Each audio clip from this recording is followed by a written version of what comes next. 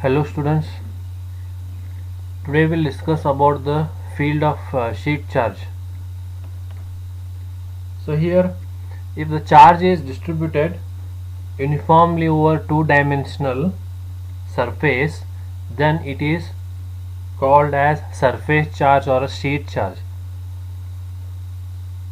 The two-dimensional surface has the area in square meters. Then the surface charge density is denoted as rho s and defined as charge per unit surface area. Therefore, rho s is equal to total charge in coulombs divided by total area square meter. Rho s is expressed in coulombs per meter square. Rho s is constant over the surface carrying the charge. Now, if we need to find, in case of surface charge distribution, if you want to find out Q from the rho s, it is necessary to find the total charge by considering the elementary surface area ds. The charge dq on this differential area is given by rho s into ds. So therefore, the integrating this dq over a given surface, the total charge q is being obtained. Such an integral is called surface integral, and mathematically it is given as q is equal to rho, q is equal to integration over surface,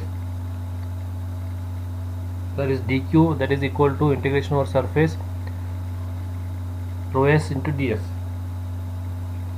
The plate of charged parallel plate capacitor is an example of surface charge distribution. If the dimension of the sheet of charge are very large compared to the distance at which the effect of charge to be considered, then the distribution is called infinite sheet of charge. Now we'll consider the same one of the example here. We'll derive one of the expression for infinite sheet of charge. That is, you can see our figure over here. This is infinite sheet of charge having a uniform density of charge, that is rho s coulombs per meter. The charge distribution family is now complete. Point Q, line rho l, surface rho s, and volume rho v. Now let us examine a sheet of charge above, which is placed in YZ plane. You can see here, this is YZ plane. In the YZ plane, the sheet of charge is placed. The plane can be assembled from infinite number of line charges extending along the z-axis from minus infinity to plus infinity. So you can also do like this, that infinite number of line charges placed in the xz plane, yz plane, in from infinity to minus infinity in the z-axis.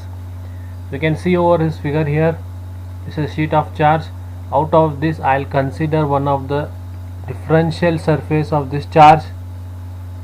From this z-axis, it is distance is y dash, and this surface area is rho s.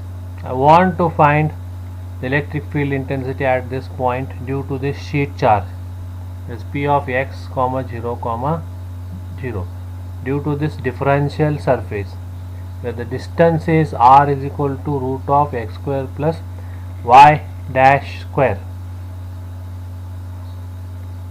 So for a differential width strip dy dash, the line charge density is given by rho L is equal to rho S into dy dash, because it is like a line charge strip. The component dEz at P is 0 because differential segments above and below of the y-axis will be cancel each other. At point P, dEz component is 0. Component dEy at P is also 0 because the differential segments to the right and to the left side of z-axis will cancel each other. That is what dEy from this left to right will have components that will cancel each other. From up top to bottom, dEz will cancel. The only dEx is present, and this component is a function of x alone.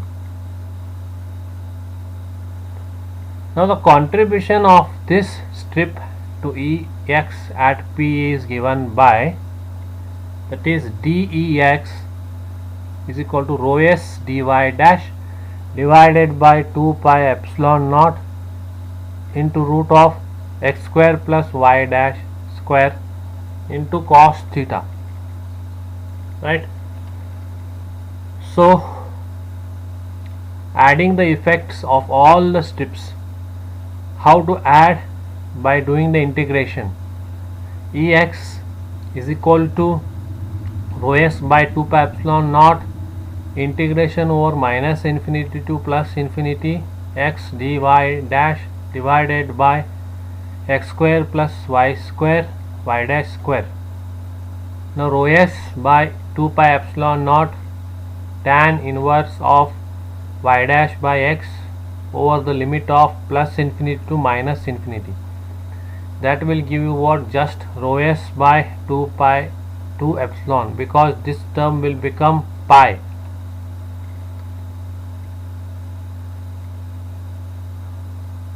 And also we will having a value that integration over 1 by a square plus u square is 1 by a tan inverse of u by a plus c. This is an integration value. The fact is that the electric field is always directed away from the positive charge into the negative charge. So we now introduce a unit vector an which is normal to the sheet of and directed away from it. So E is equal to rho S by 2 pi epsilon naught an, which is nothing but unit vector. Field of sheet of charge is constant in magnitude and direction. It is not the function of distance. So field is always constant in magnitude and direction. It is not a function of distance, right? So thus electric field due to infinite sheet of charge is everywhere normal to the surface, and the magnitude is independent of the distance of the point from the plane containing the sheet of charge. Okay, so like this you can derive the expression for electric field intensity due to infinite sheet charge.